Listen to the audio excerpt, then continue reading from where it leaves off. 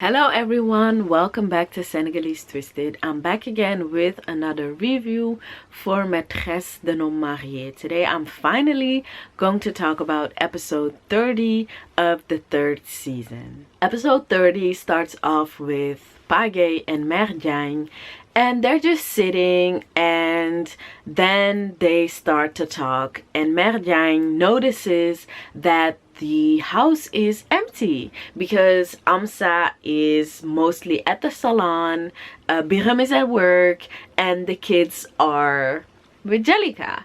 And she made this comment that, you know, if Jalika brings the kids over, we will not be lonely anymore. And then she starts to get worried about Biram because in her eyes, Biram is still pursuing Jalika. However, she doesn't feel like there is something there for Biram, and at the same time she's worried about him because she wants him to move on from Jalika to somewhere else or someone else. And in this case, I think she wants it to be Amsa because she keeps talking to Pagay about his tactic to get Amsa and Biram together, but she feels a bit hopeless because she feels like they have to do something to make it work. However, Pagay is telling her a couple of times that everything is in God's hands and that they need to be patient. Salif gets a phone call, and the woman on the other line says that if they don't get the money now, they will lose everything. To which Salif says, I will call you next week. Then he calls Mansoura to tell her to take care of it, but she's more agitated about the time he called her. Then we see that Ben is trying to call Tyro 2.0, but he doesn't pick up. So she gets annoyed a bit, but then Yolande comes in. Then Ben asks her about how her dad is doing, and she's like, no, my dad is fine. And then Ben makes the comment like, oh yeah, I'm sure Jalika is there. And then Yolande is a bit quiet. Ben asks her if she already talked to her mom and asks for her forgiveness because she has been a rebel lately. But Yolande tells her that she talked to her mom and that's okay. Ben is trying to give her advice as like, yeah, but a parent is a parent and you should respect your parents. And somewhere in this scene, Yolande is telling Ben that, you know what, yes, we are children and we should occupy ourselves with children's things. However, our parents, they need to consider us as well. As an example, she gives the fact that her little sister that was just born, Bebe Kine, has not seen her father since the fallout between their parents, and at the same time their father has not even laid eyes on his daughter yet. And to her, she thinks that their parents need to be more conscious and more considerate of the children that they have and the effect that it has on them. And I think that she has a valid point. However, Ben is like, yeah, but I have done everything with your mom. I have tried to talk to her. I prayed for her. I prayed with her. I did this, I did that, but she just does not want to listen to me. However, she does say that she is going to try again, but that Yolande needs to go and talk to her mom as well and ask for her forgiveness. Then we're back with the office drama, and you see that Raki and Mansoura are together, and Raki has actually asked Mansoura to look up something, but Mansoura comes back and tells her that I have checked everything and this is all I've come up with. Raki checks it and is like, no, there has to be something else. And also, why did Biram wanted to work together with these two external companies? And Mansoura is like, I don't even know why. However, Raki is very determined to find out what is wrong, and she says that. Then we're back with Yolande, and she's with her dad and they are walking somewhere. And then Yolande is telling her dad, admitting to her dad that she actually came here to you know, meet Binta but also their mom, and he was like so excited to hear that Binta was coming. And then Binta walks along, but she's alone, not with mom, and Yolande is very disappointed. However, 2.0 is very happy because he gets to have his other daughter with him. Yolande also says that she and Binta put this together because they wanted their parents to solve the problem once and for all. However, 2.0 says that he understands, he hugs them and tells them that they will go have ice cream. Next, we're back with Rocky, and this time she is talking to Layla, and she is actually having this meeting to tell Layla what is going on and what she has found. However, Layla is not really understanding, and she tells Rocky that, you know, I cannot help you, and I know you have been asking me to invest more money to actually continue the Biram City project. However, you're telling me that the money I already invested has been stolen or funneled somewhere else, and now you expect me to bring in more money. Any good investor would not do that.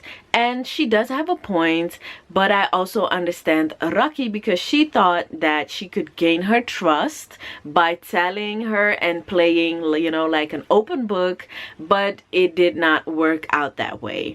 So Layla is saying that, you know what, anyway, I did not find what I wanted at Senegal, and that's okay, but make sure you get my money and then we will solve this Biram City project after. Then we find Biram talking to himself, asking himself like, how could I have been so naive? Like, why did I fall into this trap? And then Amsa comes in and she wants to know what's going on, and he explains it to her, and she's like, oh, so it was a setup. And he's like, it looks like it. He's explaining to her that now he has to check everything, renegotiate every contract, and see whether he can get some of the money back. However, Seneginja will be financially hit by this and the reputation as well, and now he cannot prove what he's capable of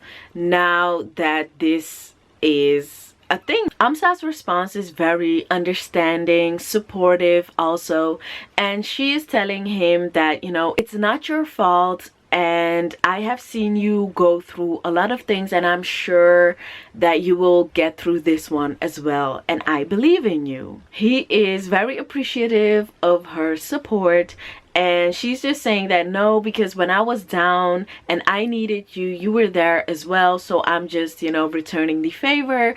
Then they hug, and I think that eventually they kissed. Then we see a short scene where Mustafa is walking out the door, and there's this girl, and she seems like a fan of Mustafa's, and she wants a signature. She says she's a dancer and she would like to dance in his next clip. So he puts the number of the producer in her phone, and then she asks for a hug, but she kisses him, and then it switches to Amidou, who is taking a picture of exactly that. Next, we see that Rocky is coming home from a long day at work. She finds a manila envelope on the door. She grabs it, gets inside, and then you see Mustafa playing music, and she's asking Mustafa about the content of the envelope, and she wants to know, is this yours? And he's like, no, this is the first time I'm seeing it.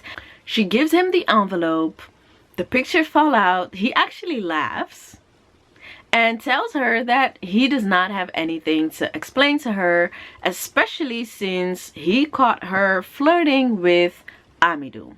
Mustafa tells her that he thinks that there's someone trying to break them up, and he is sure it is Amidou. And at first Rocky is like, please stop blaming him for everything, and why would someone do that? And then they get to talking. Mustafa is just telling her that he thinks that they are too mature to have these bickering fights and not trust each other. They have been through more and worse than that. And I think that at the end of this scene, Raki may think that Amidou did do this setup. And in the last scene of episode 30, you see that Yolande and Mam Binta are saying goodbye to each other, and then they part ways. And then Yolande is snatched by her boyfriend-ish thing, who is way too old for her. He just throws her into the car and speeds off. That was it for episode 30 of the 3rd season of Maîtresse d'un homme marié. I want to thank you guys for watching. And if you guys have any suggestions, ideas about what may happen next, definitely let me know. I think that they have gone too far with the whole Amidou thing, him planting pictures, paying a girl to kiss Mustafa, etc. It's too much for me. Other than that, I think that what Yolande said to their auntie Ben made total sense, that these kids are not being considered. They are also suffering, and I just hope they will come out right by the end of this season.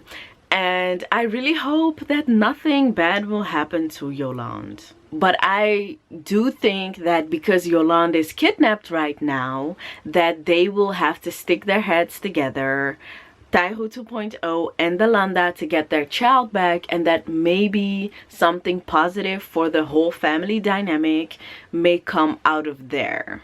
But you will never know, because this is Marodi we're talking about. I want to thank you guys for watching, and I'll see you guys in my next video.